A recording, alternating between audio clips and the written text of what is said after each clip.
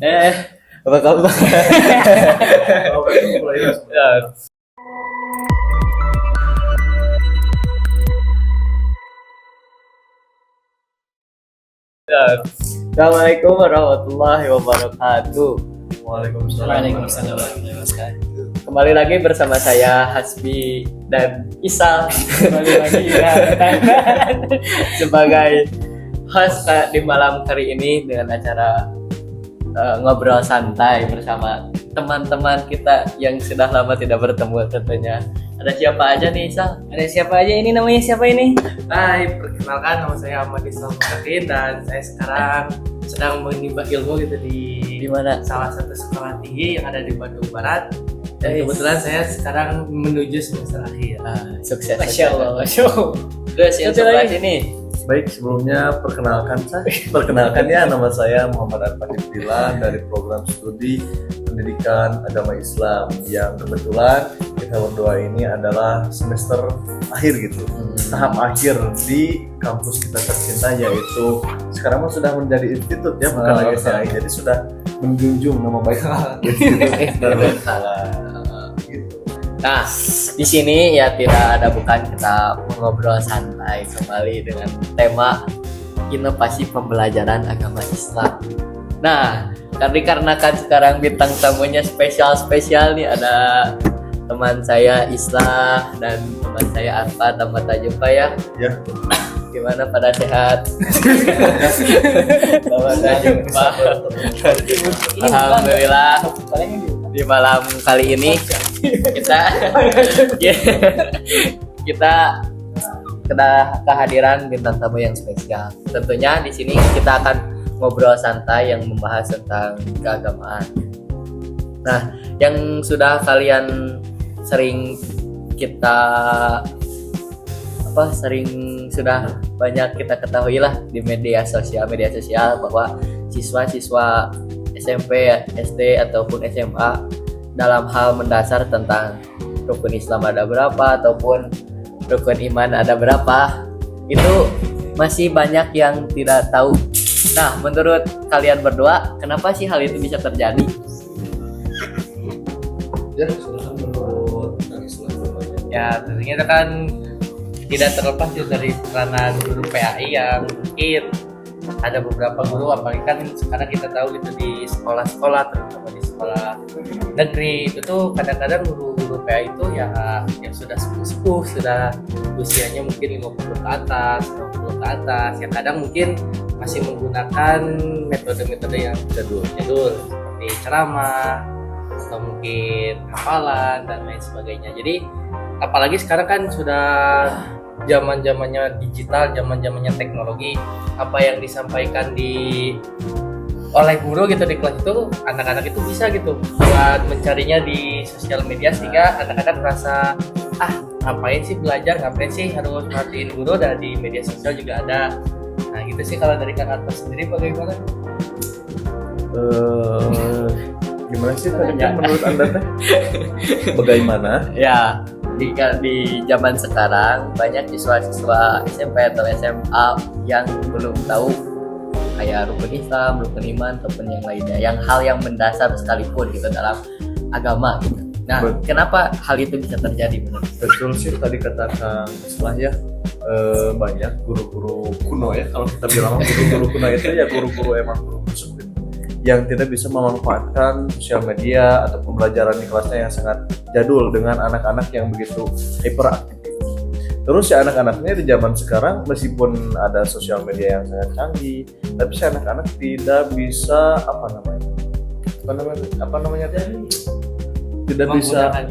tidak bisa menggunakan memanfaatkan sosial media dengan sangat baik. Sepertinya kan kita mudah nih, tinggal buka handphone, cari searching gitu ya. Kalau kita sekolahnya kurang, bisa searching untuk gimana atau segala macam.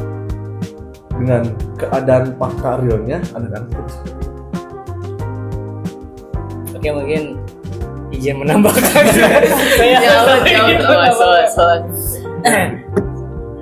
Kalau dilihat dari inovasi pembelajaran kan pasti yang yang berpengaruh, yang memberi dampak itu antara si muridnya dan si gurunya. Oke, Iya. benar tadi si gurunya karena emang jadul atau segala Kuno, ya. kuno dan sebagainya. Tapi terkadang dari muridnya sendiri juga karena memang zamannya sekarang zaman edan gitu. Jadi Zamannya zaman edan. nggak tertarik gitu, nggak tertarik sama ke-PAI-an, ke agama Islaman.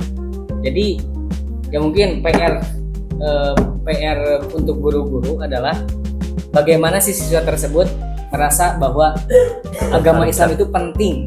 Nah itu mungkin ya Ya mungkin lebih kita sebagai guru menyadarkan berarti kepada murid-murid bahwa agama itu penting sih gitu.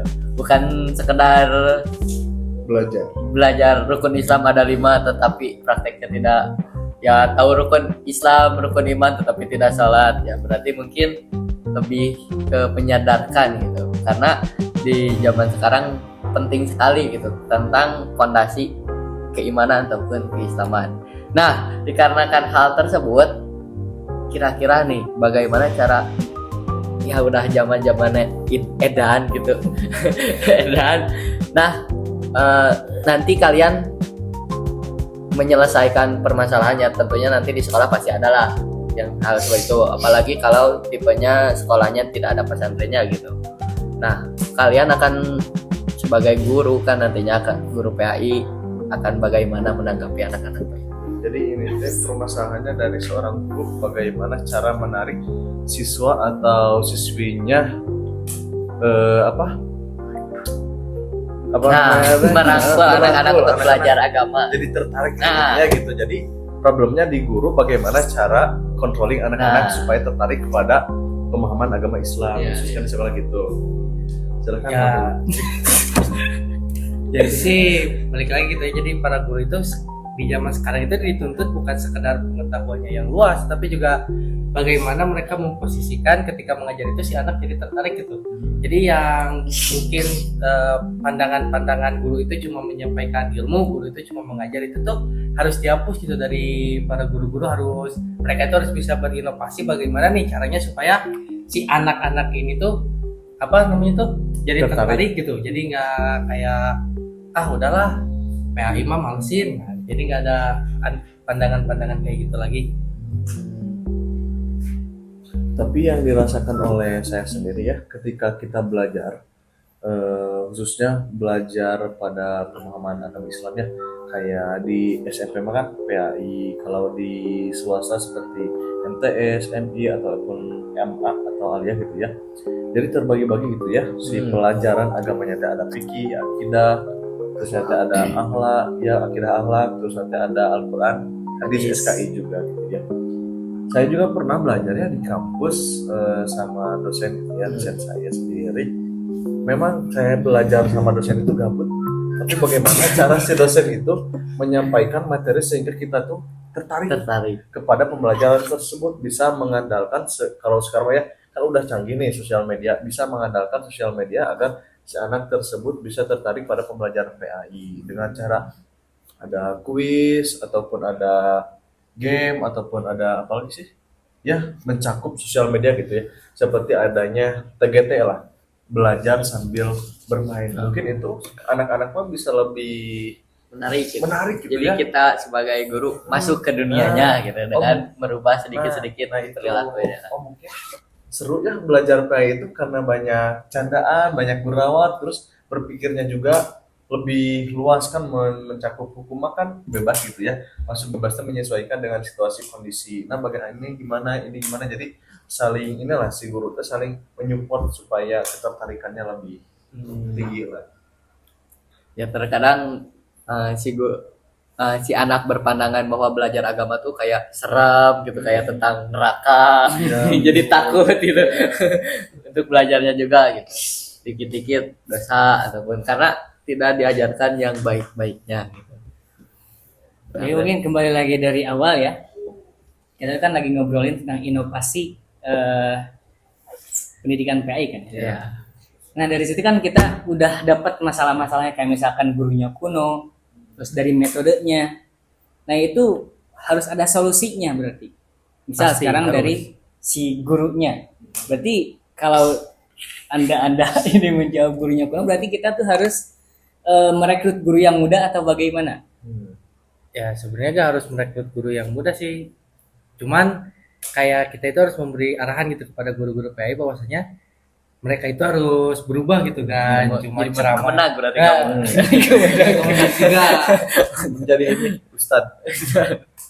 Mungkin mereka itu harus berubah cara mengajar mereka biar ya si anak-anak itu tidak bosan, si anak-anak itu malah jadi menanti-nanti gitu. Mungkin apa sih namanya teh? Apa ya? Jadi gak harus yang muda juga, yang tua juga bisa. Cuman mungkin yang tua itu karena udah bukan masanya, udah ketinggalan zaman juga secara intinya juga.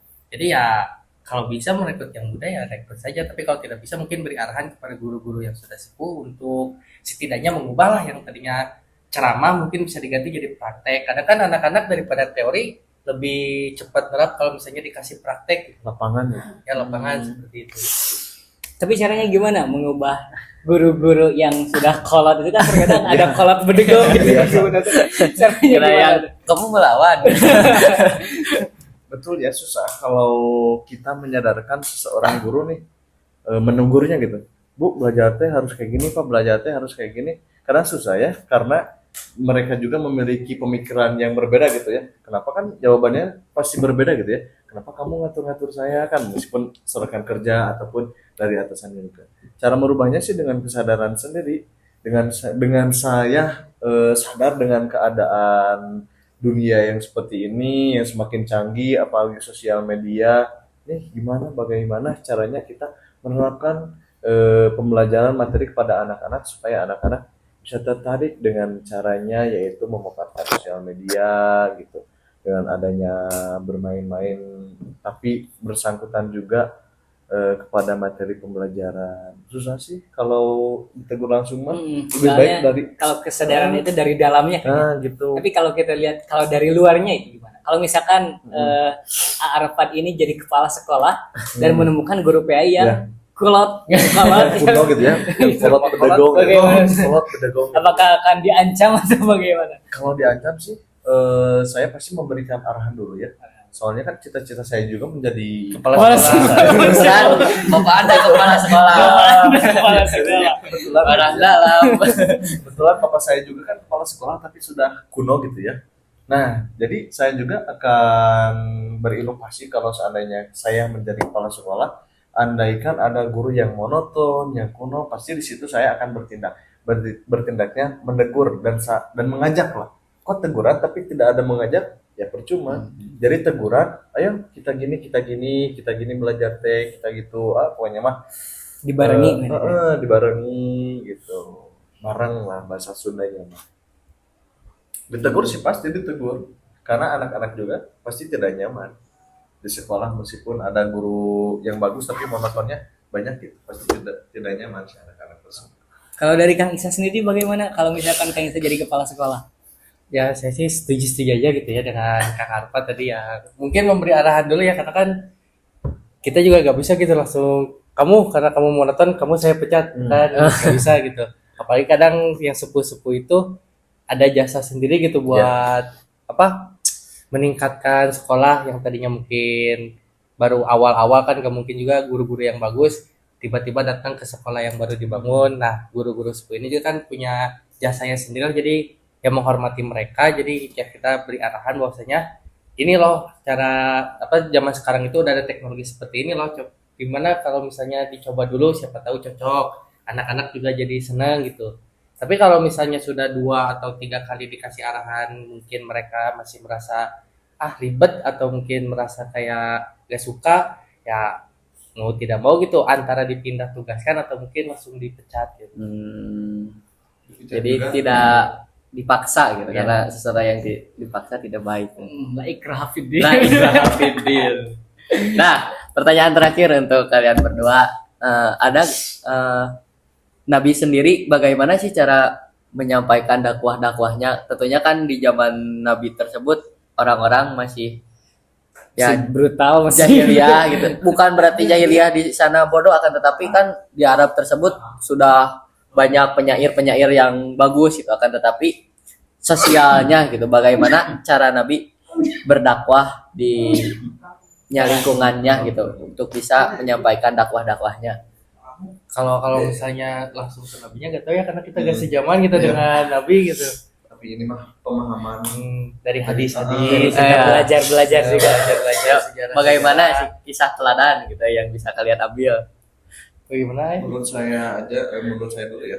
Kalau yang saya tangkap gitu ya, para nabi itu lebih ke mengajak daripada menyampaikan. Kalau seandainya mengajak, otomatis kita menyampaikan. Tapi kalau kita menyampaikan, belum tentu mengajak. Contoh, nih kalian itu harus berpuasa, saya tidak. Tapi seandainya, ayo orang puasa, kita bareng-barengan lah orang puasa gitu ya. Pasti ketika kita mengajak mah, tersampaikan juga gitu ya. Beda sama menyampaikan, belum tentu mengajak. Mengajak teh, jadi jawabannya tuh gini. Udah geninganan, Nabi juga nggak ikut puasa. Kok Nabi menyampaikan tapi nggak ikut puasa? Tapi seandainya mengajak mah, oke lah gitu. Jadi seorang guru juga harus memiliki Apa tuh? harus memiliki Teladan. teladan gitu ya, Teladan yang baik. kayak Uswatun hasanah. suasana seperti nabi-nabi kita. Kalau dimasukin dalam konteks pembelajaran itu kan kayak misalkan guru mengajak nih. Kalian tuh belajar harus aktif. Berarti gurunya juga harus aktif. Nah, dari metodenya itu apa aja sih yang menurut Anda menurut Anda ini cocok untuk zaman sekarang? Banyak sebetulnya. Banyak. Seperti misalnya PBL atau program based learning gitu kan. Jadi si guru itu datang ke kelas itu bukan membawa materi tapi malah membawa masalah gitu. Masalah Selalu bermasalah. Dia bukan di masalah dunia. pribadi ya. Masalah pribadi. masalah pembelajaran seperti ke intinya. Nggak datang ke kelas berapa? Enggak kayak gitu. Terus juga ada lagi seperti misalnya yang proyek itu PJBL. PJBL, project based learning itu kan bisa jadi misalnya tentang fikih atau mungkin tentang kurban. Nah, jadi si anak itu dikasih project, pokoknya kamu misalnya tentang kurban itu harus menyembelih ayam gitu kan. Jadi sekalian PJBL, sekalian juga praktek. Oke.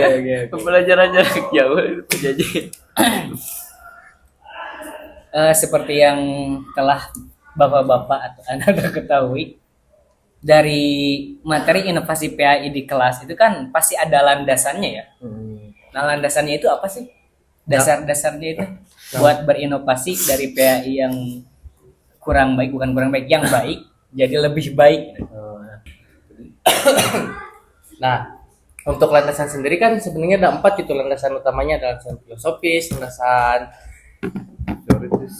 psikologis, landasan sosiologis, dan juga landasan juridis gitu. Nah, untuk landasan filosofis sendiri gitu kan seperti yang kita tahu di filsafat itu ada yang namanya teori konstruktivisme gitu. Nah, teori konstruktivisme ini adalah si anak itu mendapatkan pengetahuannya itu langsung dari pengalaman mereka sendiri gitu. Jadi berdasarkan pengalaman pribadi. Empiris gitu. Nah, empiris seperti itu. Sedangkan kalau misalnya kita menggunakan metode ceramah, itu kan jadi si anak kurang pengalaman gitu. Ya mungkin tadi seperti misalnya jenazah atau mungkin apalagi kurban, kurban, potong potong ayam itu kan di teori mungkin bisa. Cuman kan secara prakteknya pasti beda lagi. Mungkin di teori potong ayam itu sampai mana? Jangan sampai putus. Tapi kan kalau lagi praktek Ada yang putus. ada yang kepalanya. putus. Kalau aku gak putus. putus itunya apa? Nah, jadi kalau dari filosofi sendiri gitu mungkin si anak itu cobalah gitu, karena kan ada satu juga teori konstruktivisme yang menekankan si anak itu mengetahui itu dari pengalamannya sendiri gitu. Kayak misalkan saudaranya meninggal jadi lihat langsung tentang bagaimana memandikannya. Ya seperti itu.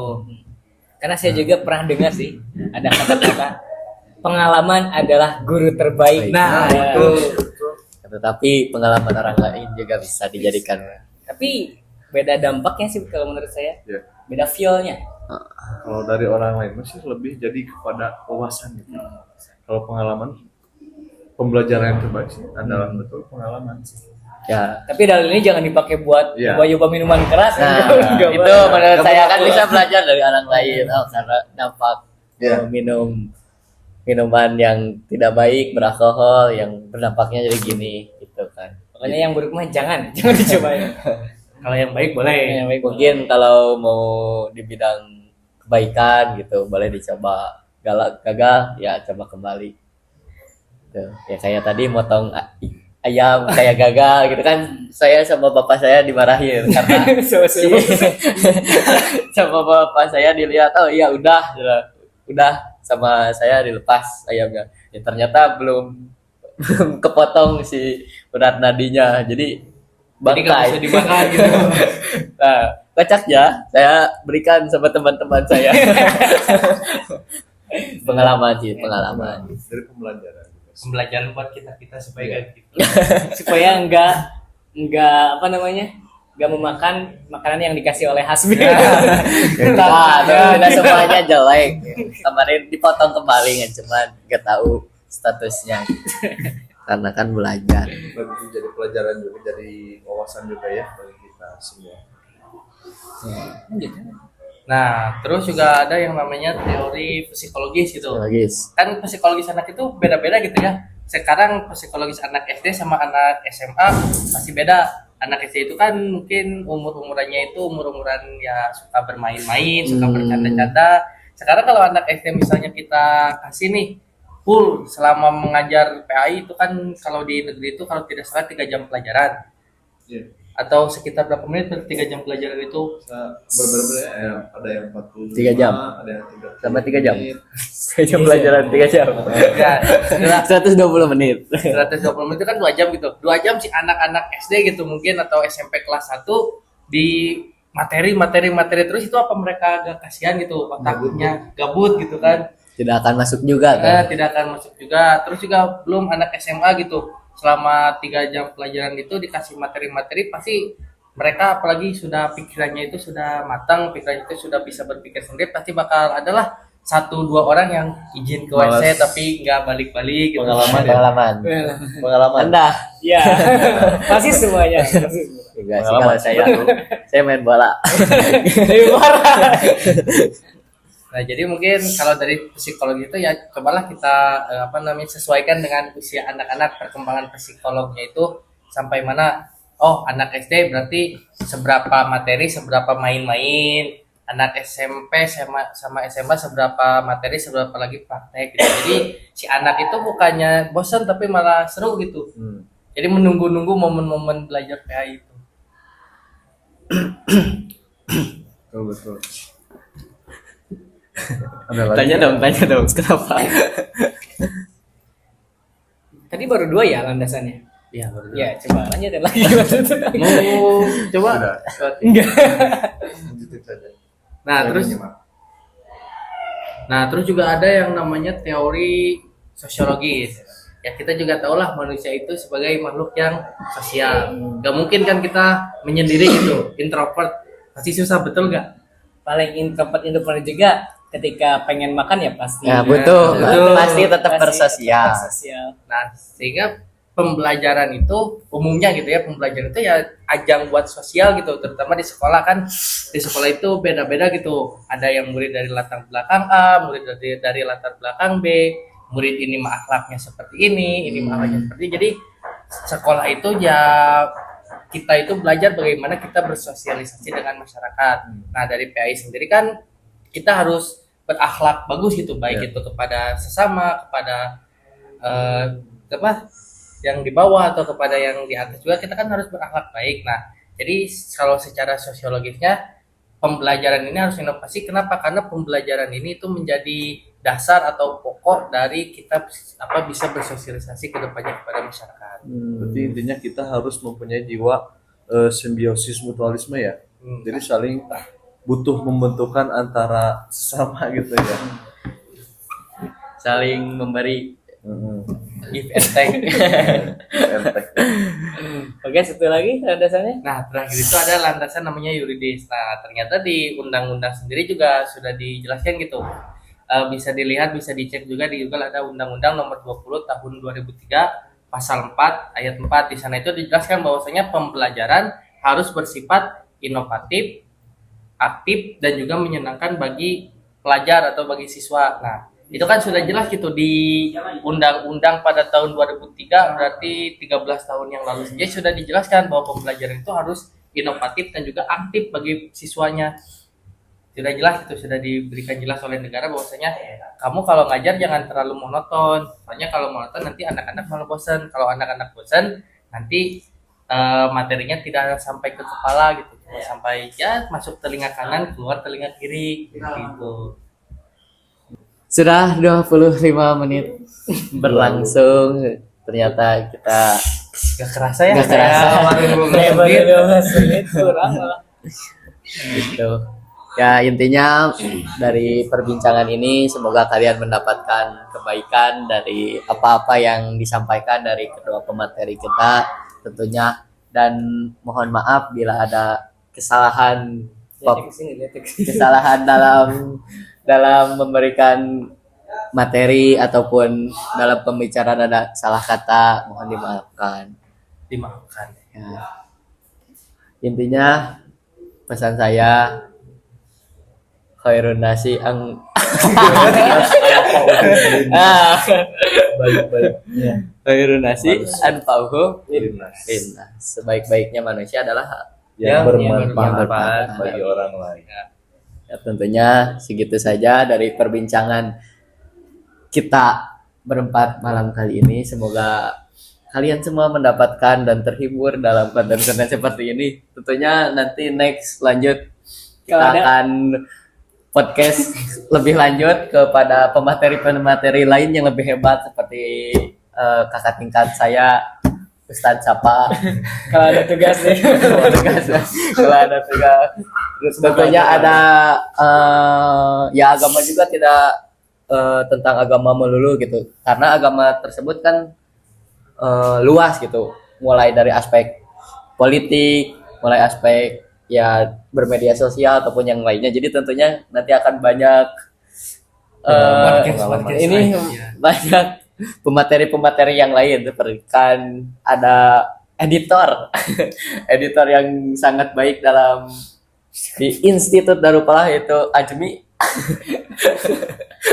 Ya segitu saja Konteksnya ini setelah penutup kali ini. Wassalamualaikum warahmatullahi wabarakatuh. Oke, siap. Terima kasih. Terima kasih, sampai jumpa kembali. Sehat-sehat kalian. Sehat.